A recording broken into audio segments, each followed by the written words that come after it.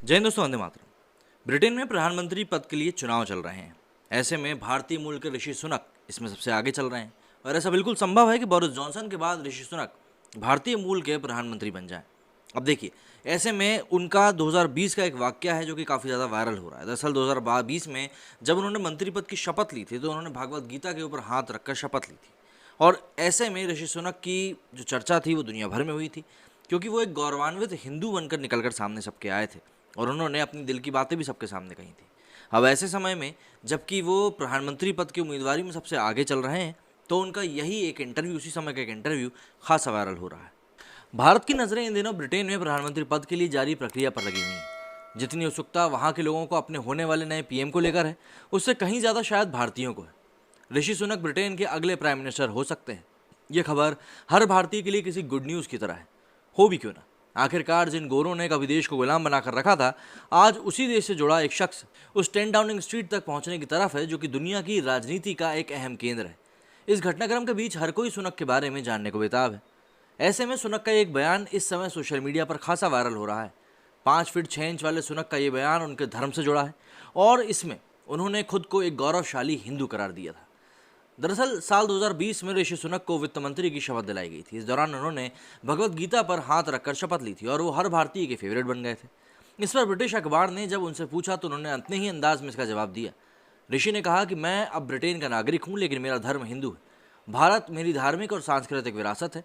मैं गर्व से कह सकता हूँ कि मैं एक हिंदू हूँ और हिंदू होना ही मेरी पहचान है। अपने डेस्क पर भगवान गणेश की प्रतिमा रखने वाले सुनक धार्मिक आधार पर बीफ त्यागने की अपील भी कर चुके हैं। वो खुद भी बीफ का सेवन नहीं करते हैं। सुनक को साल 2020 से ही देश का अगला प्रधानमंत्री बताया जाने लगा था। सुनक ने ब्रिटेन के विंचेस्टर कॉलेज से स्कूल की पढ़ाई करी है। ये देश के सबसे प्रतिष्ठित स्कूलों में से एक है। इसके बाद वो ऑक्सफोर्ड और अमेरिका के स्टैनफोर्ड यूनिवर्सिटी पहुंचे और यहाँ से आगे की पढ़ाई पूरी करी। राजनीति में आने से पहले उन्होंने गोल्डमैन सैक्स और कुछ और कंपनियों में काम किया था। ऋषि सुनक पंजाबी खत्री परिवार से आते हैं। ऋषि के दादा रामदास सुनक गुंजरवाला के रहने वाले थे, जो कि बंटवारे के बाद पाकिस्तान में चला गया। रामदास ने सन 1935 में गुंजरवाला छोड़ा और वो क्लर्क की नौकरी करने के लिए नैरोबी आ गए। ऋषि की बायोग्राफी लिखने वाले माइकल एथ्रॉफ ने बताया कि रामदास सुनक हिंदू मुसलमान के बीच खराब होते रिश्तों की वजह से नैरोबी गए थे। रामदास की पत्नी सुहाग रानी सुनक गुंजरवाला से दिल्ली आ गई थी और उनके साथ उनकी सास भी थी। इसके बाद वो सन 1937 में केन्या चली गई।